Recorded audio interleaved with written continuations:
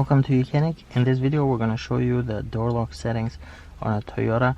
Here we have a 2018 Toyota Rav4, but if you got a head unit that looks similar to this on another model, then those settings are going to be almost the same. So what you're going to do is press it up on the right lower corner here, then select vehicle, then select vehicle customization, then you can select door lock settings, and then here you have a few options. It says auto lock by shift from park. So if you shift out of, basically if you move the shifter from park to drive, or you start to drive, you can have the doors automatically lock for you. If you don't want that, you can turn that off, but that is a good option to keep on, especially if you got children. So as you start to drive, then all the doors are locked and nobody can really the kids cannot unlock them just by pulling the door handle. So auto unlock by shift to park. So if you move it back, you want the doors to automatically unlock, you can check that.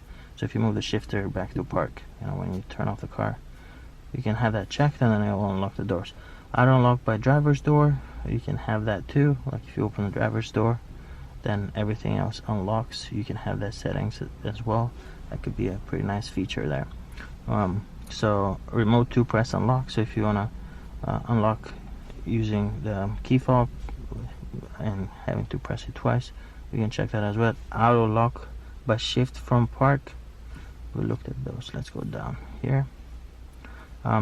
There's down here at the end is auto relock timer. So if you press unlock, for example, but you didn't go into the car, change your mind, or when you leave the car, you can automatically relock in 30 seconds or 1 minute or whatever that you set that for.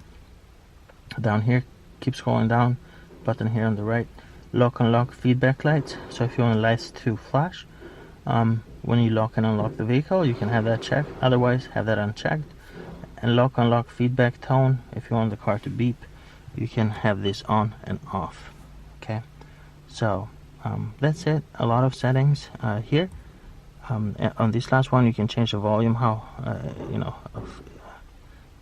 like how much that would beep when you press the lock and unlock button. So now it's on low, but you can press plus and it'll keep going higher. But that's it.